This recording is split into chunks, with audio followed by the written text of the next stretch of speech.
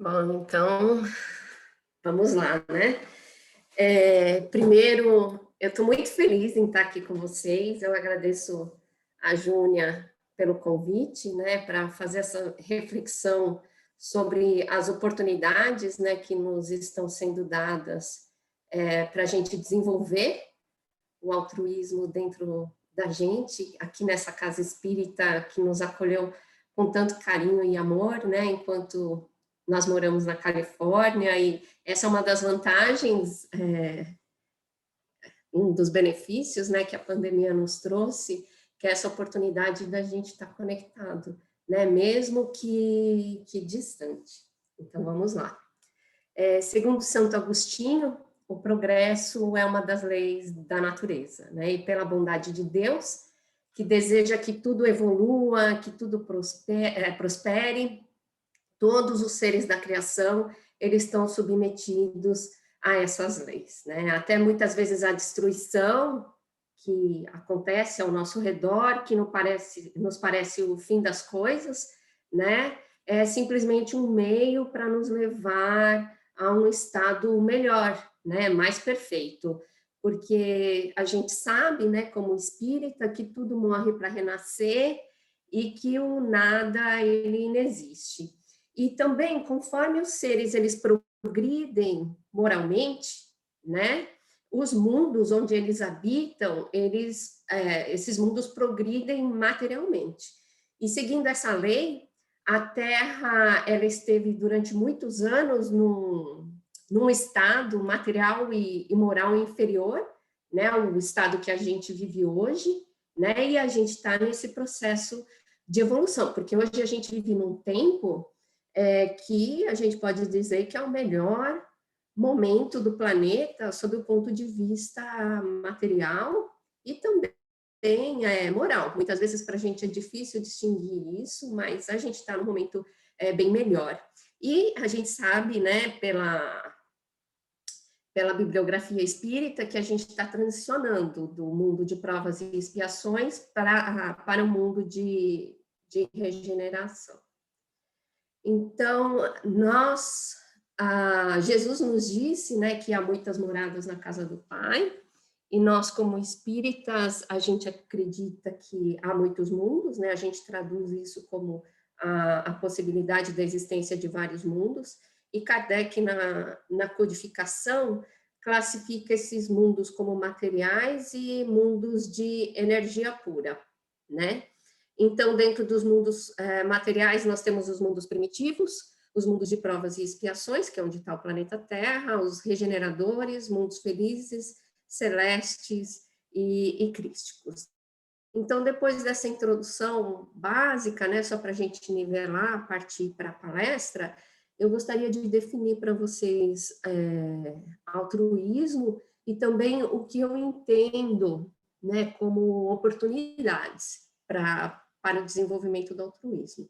Então, segundo os dicionários, o altruísmo é a ausência de egoísmo, né, a abnegação, é uma atitude que visa o bem-estar do próximo, não tendo em consideração os interesses particulares, essa dedicação desinteressada, o ato de amar ao próximo sem esperar nada em troca, né, a chamada filantropia. Joana de Ângeles, no livro Plenitude, ela diz que é o próprio amor ensinado por Jesus que se esquece de si mesmo para concentrar-se no bem do seu próximo, convidando todo o mal para agigantar-se nas aspirações do progresso, da ordem e da felicidade, né? Então, o que a gente vê hoje, estão acontecendo algumas coisas no planeta que fazem o nosso olhar se voltar para a coletividade, né? Então, a Clarissa, semana passada, ela falou sobre o egoísmo, né? E ela comentou na palestra como o instinto de conservação que nos foi dado, né, por Deus para o desenvolvimento da inteligência, né, como esse instinto cooperou para o surgimento do egoísmo dentro da gente, né? Porque durante muitos anos a humanidade viveu para se alimentar, assim, para se alimentar eu preciso caçar, eu preciso garantir o meu, eu preciso do meu teto para eu poder sobreviver, né? E o que a gente vê hoje é uma mudança, parece nisso, né? Pelo menos é o que eu vejo e estou compartilhando aqui com vocês, que o instinto de conservação atualmente ele está nos indicando para a gente olhar para a coletividade para assim garantir o nosso bem-estar, né? O bem-estar das futuras gerações e também o bem-estar de todos, né? Então, um exemplo é a pandemia, né, do Covid-19, onde a gente precisa usar máscara, mesmo quando inconveniente, né, quando inoportuno, a gente usa a máscara para evitar de contaminar alguém com o vírus e também evitar que nós mesmos nos contaminemos, né? A gente se mantém em casa, fazendo distanciamento social e tudo mais para não contrair o vírus, mas também para poupar leitos, né, nos hospitais, para as pessoas que eventualmente tenham algum problema cardíaco, algum acidente, né? Então a gente vê essa necessidade de mudar comportamentos nossos, muitas vezes contra a nossa vontade, para garantir o bem comum e o nosso próprio bem, né? E um estudo do Children's Hospital of Philadelphia com a Universidade da Pensilvânia, esse estudo ele constatou que atualmente a maioria das pessoas se preocupa mais em transmitir o vírus, ou que alguém da família suscetível contraia o vírus do que elas próprias se contaminarem. Então, a gente vê aí uma centelha de altruísmo, né, dentro da gente, uma oportunidade da gente se doar, né, para o bem-estar comum. Durante a palestra, eu não vou falar muito sobre o Covid, né, porque eu acho que esse tema ele vem sendo discutido amplamente, né, em vários meios, né? Mas existe uma outra oportunidade, a gente poderia, se a gente fizesse um exercício, a gente poderia listar várias, né? Que fazem o nosso olhar se voltar para a coletividade.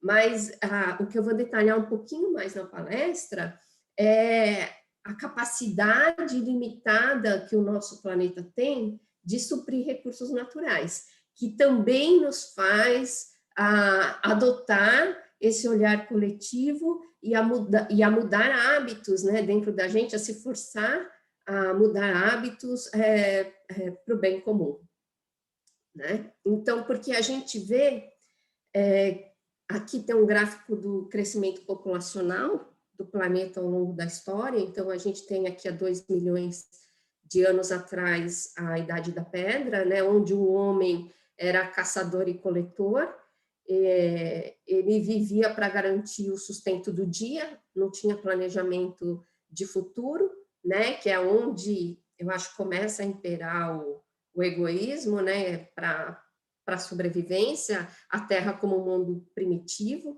Depois isso transiciona, né, para uma era de agricultura pré-industrial, e nós, como espíritas, a gente acredita que é a transição do planeta para o mundo de provas e expiações, né? A vinda dos espíritos de Capela, encarnando aqui as civilizações egípcias e tudo mais, né? Isso perdura por muitos anos, até chegar no século XIX, né? Nos anos de 1800, quando surge a era da máquina, né? A industrialização, e aí tem um avanço científico surpreendente, né? E a gente tem também a codificação do espiritismo nessa época, na era da máquina, e por conta do ser humano viver por mais tempo, a gente tem um crescimento exponencial da população, né? Do planeta, E aí até muitos cientistas começam a se preocupar, porque isso atingiu hoje 7,6 bilhões de habitantes, e, por exemplo, tem um economista de nome Malthus, né, que ele se preocupa muito com o crescimento exponencial da população, isso nos anos de 1800, assim, ele conviveu com Kardec, ele era um pouco mais velho que Kardec, né, e ele dizia que a Terra, que a humanidade iria entrar em colapso, porque a gente não teria alimento, né, para todos. E Kardec, muito sintonizado com a ciência, né, que ele era ele vivia da ciência, né, ele questiona para os espíritos, na pergunta 687, se a gente entraria em colapso, né, se esse crescimento exponencial, se a gente atingiria esse momento de colapso, e os espíritos dizem que não. Eles dizem que Deus a isso provê e mantém sempre o equilíbrio. Deus nada faz de inútil, né? Então, o que a gente vê aí ao longo do século XX é a população do planeta se equilibrando, que eu acho que era algo que Malthus não esperava. Malthus fazia uma série de sugestões, castrar as pessoas mais pobres, fazia uma série de sugestões para o controle da natalidade, né? E o que a gente vê no século XX, aqui são dados do IBGE, né? Então, o ano de 2019, a população brasileira, o ano de 2060, então, o IBGE projetando que a população vai envelhecer, então menos pessoas vão nascer, e no gráfico ao lado, a gente tem a taxa de crescimento do Brasil, aqui no caso, né? E essa taxa atingindo o valor de zero, então, quer dizer, o país atinge um equilíbrio perto de 2050, né? A população não cresce mais. E a gente se pergunta, mas por que isso, né? Por que estabilizou, o que aconteceu?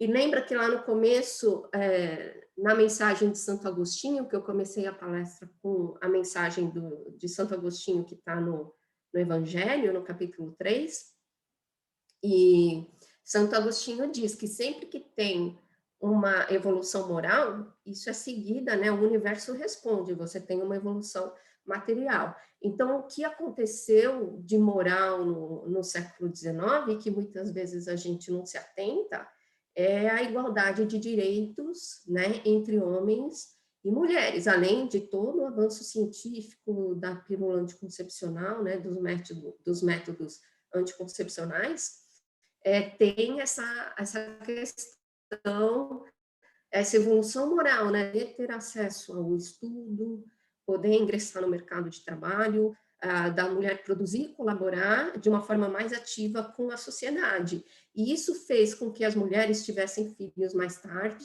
né, e tivessem menos filhos, porque elas querem participar, né, ser mais ativas. Então, de forma natural, né, a gente acabou controlando aí a taxa de natalidade do planeta, o que vem a nos ajudar a não entrar num colapso no futuro. Porque dentro do universo, a gente acredita, tanto na ciência quanto no espiritismo, que tudo está interligado, né? Nós, homens, nós somos feitos de poeira cósmica, né? De carbono, que é o mesmo material do planeta, das estrelas, e existe essa conexão física e também energética, né, de forma que tudo que a gente faz impacta o planeta e ressoa para nós mesmos, né? E dentro dessa área de meio ambiente, de sustentabilidade, existe uma teoria chamada teoria de Gaia, que ela diz que o homem modifica o planeta e com isso o planeta se adapta sempre para sustentar a vida, né? E Kardec, ele, dentro do Livro dos Espíritos, ele questiona muito os espíritos sobre isso, né? Se existem espíritos superiores organizando os processos e os fenômenos naturais que acontecem no planeta, né? E eles dizem que sim, né?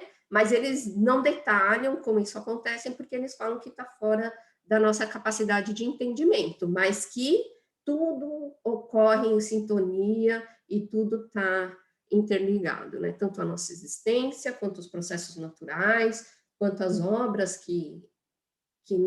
as obras, né, as psicografias que a gente recebe, que muitas vezes orientam aqui a nossa caminhada. Então, voltando lá para a capacidade de suporte do planeta atualmente, né, então o planeta, esse gráfico mostra, o planeta ele tem uma capacidade de nos suprir de recursos naturais. E o ideal é que a humanidade consuma menos recursos naturais, né, do que o planeta tem capacidade de ofertar, que é o que a gente chama de desenvolvimento sustentável, né?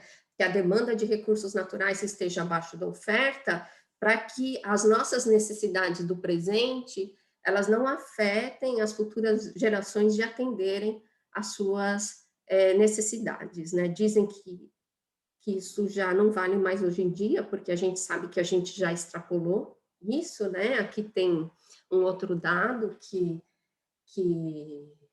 que normalmente é avaliado, né? Esse gráfico ele traz o dia do ano no qual onde a gente já gastou tudo que a gente teria direito aquele ano, é assim como se os recursos naturais produzidos para um ano fossem igual ao salário de uma pessoa e mais ou menos chega 60% do mês, assim, metade, um pouco mais para frente do meio do mês, você já gastou tudo. Então, a gente tem aqui nesse gráfico, por exemplo, se a gente olhar o ano de 2018, 2019, no começo de agosto, a gente já consumiu tudo que o planeta tinha para nos ofertar. Né? Em 2020 isso caiu bastante, né? Porque com a pandemia nós ficamos mais em casa, consumimos menos, o que também criou um caos econômico mundial, né? E as coisas elas não precisam ser abruptas dessa forma, né? Sempre a gente tem que trabalhar dentro de um equilíbrio, porque não é aceitável pessoas passarem fome, passarem dificuldade, perderem seu teto, em detrimento de se consumir menos recursos, né? Então, o que a gente vê é que o consumo de recursos, ele é proporcional ao poder aquisitivo, né? Então, olhando aqui, você tem países ricos, como os Estados Unidos, Austrália e tudo mais, consumindo 5 planetas terras por ano, né? E os países mais pobres, é claro, consumindo menos. Existe um ecologista de nome Harding, publicou um artigo chamado Tragédia dos Comuns, em 1968. E ele diz, nesse artigo, é um artigo muito polêmico, né?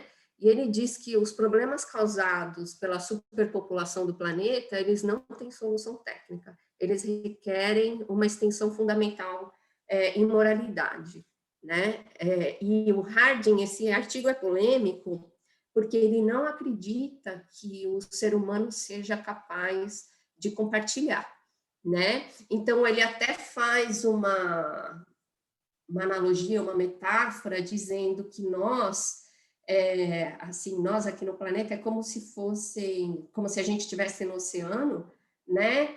E grupos estão em barcos, alguns barcos maiores, alguns barcos menores, e algumas pessoas sem barco nenhum, né? E essas pessoas, cada barco tem sua capacidade limitada, e as pessoas de fora, você não pode deixá-las entrarem no seu barco, porque senão o seu barco também afunda. Então, ele faz uma analogia aos países desenvolvidos, né, aos países ricos e aos países pobres, que você não pode deixar as pessoas entrar, senão tudo desanda, né? Então, o artigo é polêmico porque ele meio que diz que não tem que ajudar, né? Porque se não tem para todo mundo, alguns vão morrer e ponto final. É por isso que é bem polêmico, né? E se a gente consultar as leis morais do Espiritismo, né, que é o nosso guia de ética, a gente conclui que isso não é aceitável, né? Que o ideal seria a gente ensinar a todos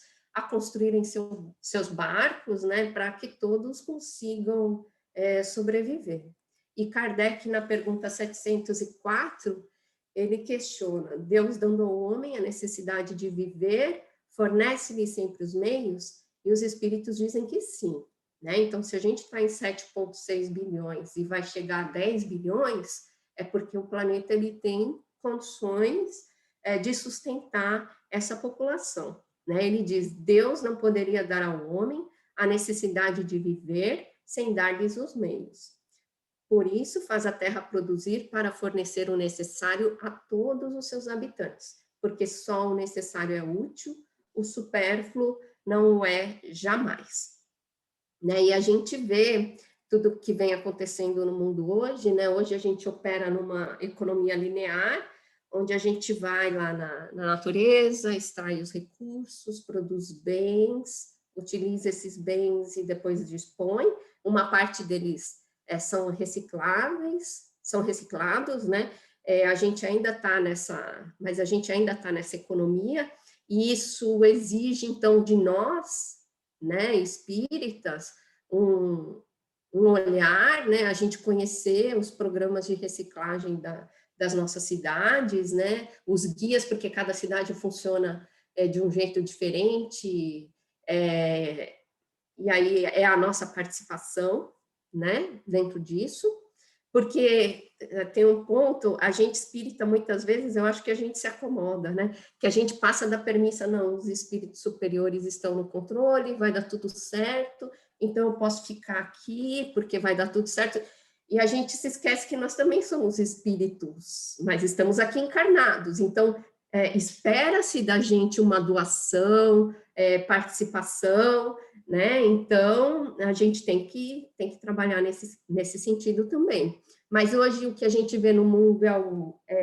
o mundo caminhando para a economia circular, né? Onde o homem tenta copiar os processos da natureza, né? Porque se a gente observa a natureza, na natureza nada se perde, né? Até a destruição propicia a vida. Então, quando você tem ali o processo de decomposição da matéria, você tem nutrientes sendo gerados para o crescimento de novas árvores, novas plantas e tudo mais. Então, o que está se trabalhando hoje em dia é para aplicar isso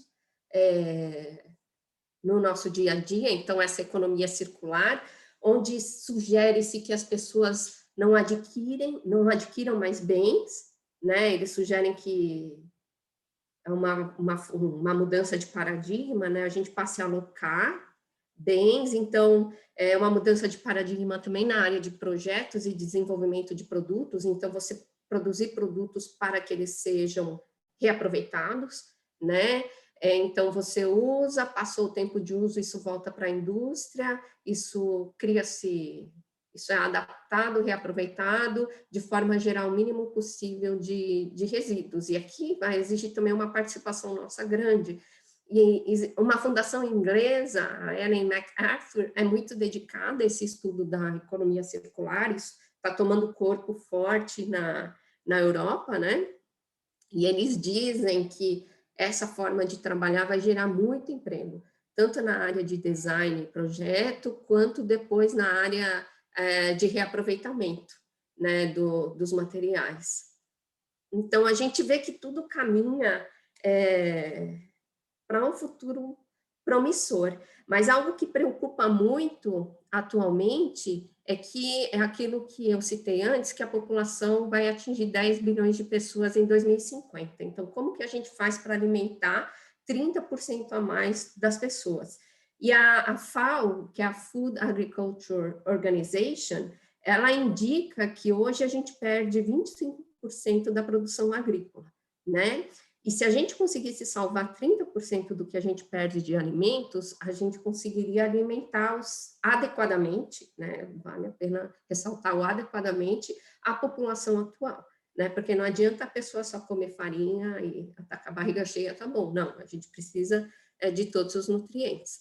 Então, a FAO, ela lançou um relatório em 2019 chamado Criando um Futuro Sustentável, que trabalha com 4 pressupostos: a população mundial vai aumentar, A renda nos países em desenvolvimento também vai aumentar, o que é bacana, né? É um pressuposto que eles estão trabalhando.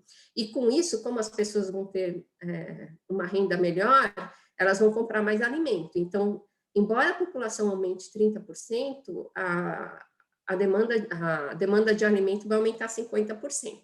E aí, a demanda por produtos animais é 70%. Então, esse relatório da FAO, ele lança alguns desafios que a gente tem que enfrentar. Um é aumentar a oferta de alimento em 56%, e o outro é produzir alimentos, né, sem desmatar áreas, né? E aí eles fazem um levantamento nos países, né, como que esse desperdício está acontecendo. O relatório tem vários eixos, é um relatório gigante, eu só vou trazer um eixo aqui, que é o que influi, assim, como a gente pode participar, né, desse processo. Então, a gente pega aqui a América do Norte, que é a primeira coluna, se gasta muito no consumo, se desperdiça muito alimento no consumo, que é o vermelho, né, esse vermelho.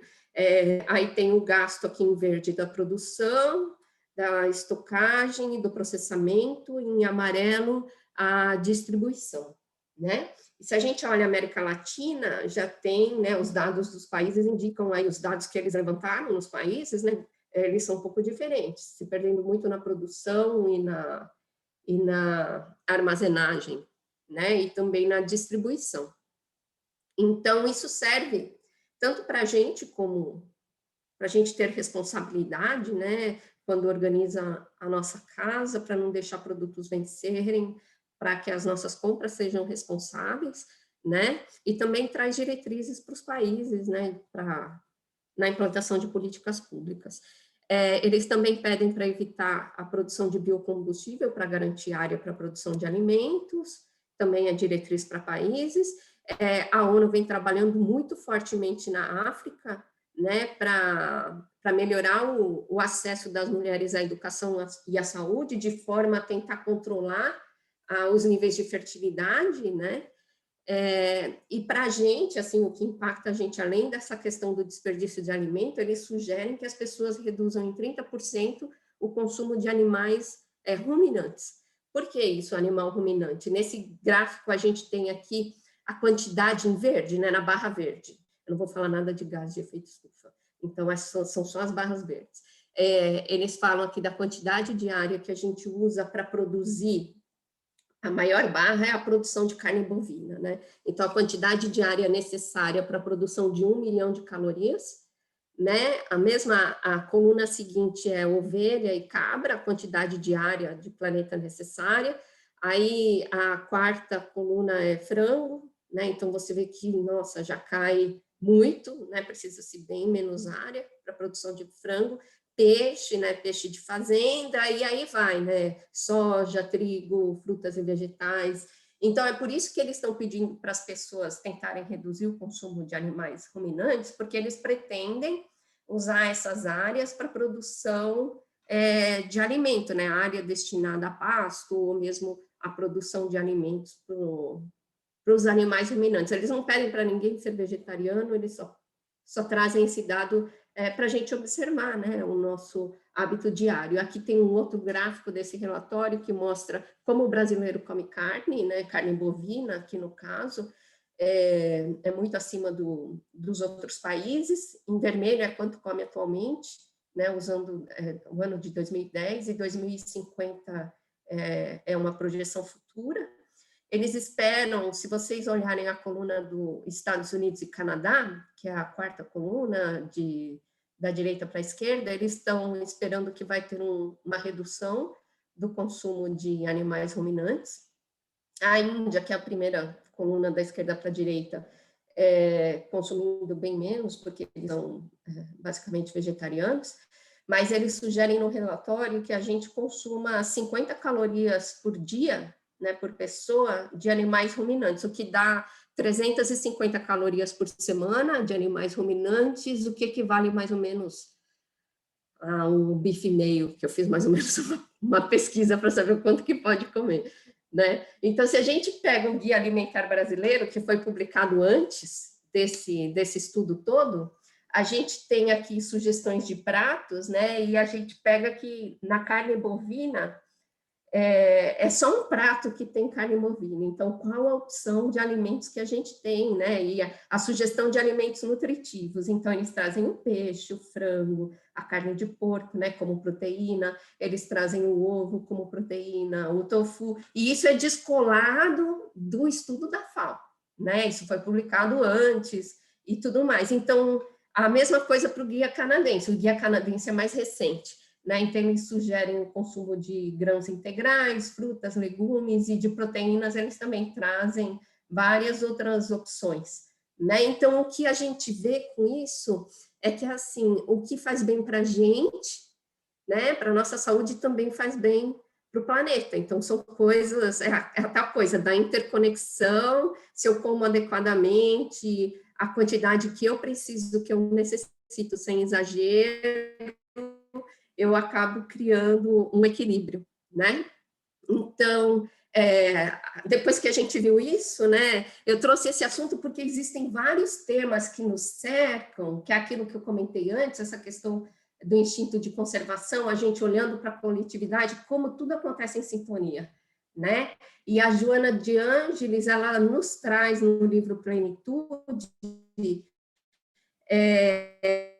algumas sugestões de como a gente vê o altruísmo dentro da gente, né? Essa questão do olhar para o coletivo, da doação, do amor ao próximo. Então, ela nos sugere passos, né, para o desenvolvimento do altruísmo. Ela diz que o primeiro passo é a generosidade, né? E até ela diz: aquele que não abre a mão mantém o coração fechado. Abrir a mão é o gesto de verter do coração ao mundo exterior o fluxo generoso em forma de doação. Então, ela diz que primeiro a gente doa, o primeiro passo é a gente doar coisas materiais, né, para a gente se acostumar a isso, porque é um exercício, né, o altruísmo é um exercício para a gente, é algo novo. Então, primeiro para a gente doar coisas materiais, para depois passar a doar sentimentos, até chegar no ponto de se doar a si mesmo, né? Então, ela diz, precisamos nos exercitar na oferta material para nos predispor às dádivas transcendentes, que são aquelas que não têm preço, nem enferrujam e nem os ladrões roubam, né?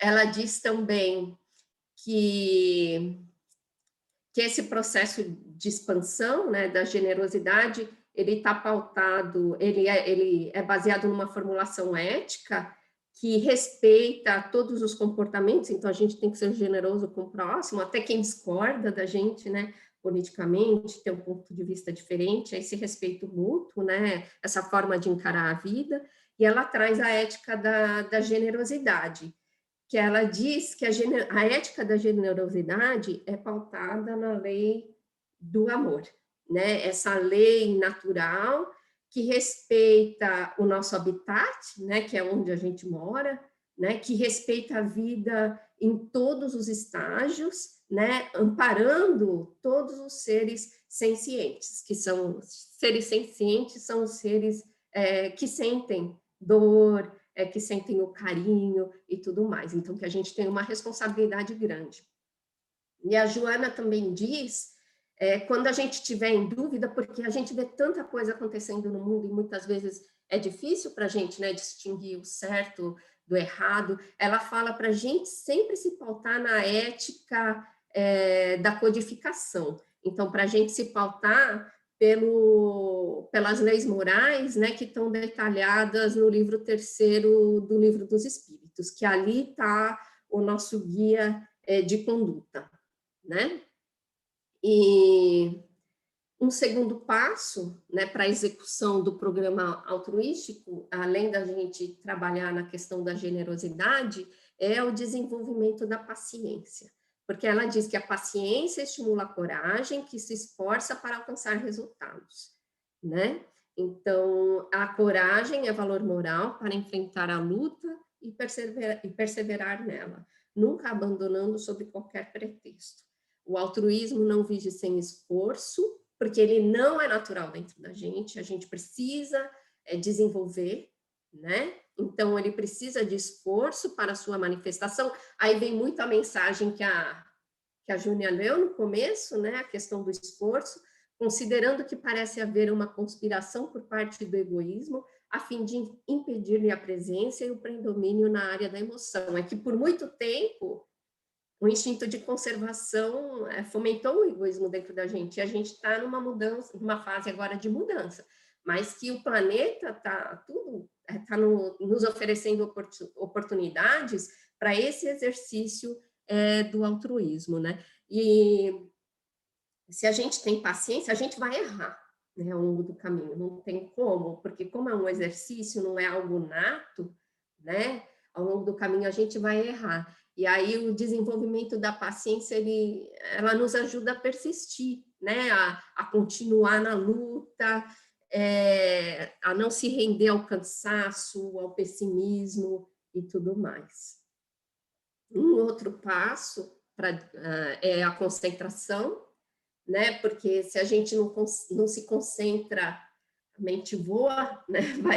Vai aí para outros lugares e perde o foco, e aí a gente abre as brechas muitas vezes para as ideias pessimistas, né? Então, ela diz que a arte da concentração, a Joana, né, diz que a arte da concentração é uma conquista valiosa e demorada, que exige o cultivo cultivo e exercício. E ela sugere para a gente, para desenvolver a concentração, ela sugere a meditação, né? Porque assim, se a gente, e hoje as coisas são muito bacanas, né? Assim, a quantidade de opções que a gente tem para o desenvolvimento da meditação é grande, assim, tem tantos aplicativos, né, que nos auxiliam, que nos ajudam a implementar a prática da meditação no dia a dia, até tem uma série agora que foi lançada no Netflix também, que ensina, né, que ajuda, que dá dica para meditação, então a gente tem tanta ferramenta, né, eu acho muito interessante a sintonia do conjunto, né? É muito interessante. Então, porque se a gente não se concentra no que a gente faz, a gente acaba fazendo as coisas de qualquer jeito, assim, meio que mal feitas, né? E aí, muitas vezes, as tarefas, elas perdem o brilho, né? E quando a gente está concentrado, a Joana também diz que a gente cria um fluxo, né, energético, abrindo caminhos para a inspiração, muitas vezes, né? Assim, dos nossos mentores se aproximarem, nos intuírem, e que esse campo energético também acaba por inspirar as outras pessoas que nos cercam, né? Então, ela sugere esses 3 passos, né? O desenvolvimento da generosidade, da paciência e da concentração, e ela diz que conforme a gente desenvolve esses passos, a gente ruma para a sabedoria, né? E na sabedoria, quando a gente conquista a sabedoria, a gente, claro que se libera da ignorância, né? E a gente começa a ter consciência sobre o objetivo real da nossa existência, né, aqui no planeta. E a sabedoria, ela faz com que o amor prevaleça, né? Eu não estou falando aqui de intelectual, não é o intelecto desenvolvido na academia, é a sabedoria e a experiência de vida, né? Ela faz com que o amor seja prudente, que ele seja generoso, doador, né? E como você se conhece melhor, você consegue controlar, no caso, o seu ego, né? O ego enfermo. E aí ela traz uma frase bacana que eu vou ler, não está aqui na apresentação, mas ela diz que nesse momento os sofrimentos cedem lugar à paz, pois desaparecem os fatores kármicos, vencidos pelas novas ações libertadoras. O futuro não se desenha sombrio, nem ameaçador. Então, essa forma do conjunto, de como o conjunto opera, e que a gente não está aqui nesse momento do planeta ao acaso, a gente está aqui porque a gente precisa desenvolver esse amor dentro da gente, né? E tantas oportunidades nos são ofertadas no dia a dia, que eu listei uma só, né? Eu detalhei uma, mas são tantas oportunidades no nosso dia a dia, e que a gente tem que se aproveitar disso, né, para se melhorar.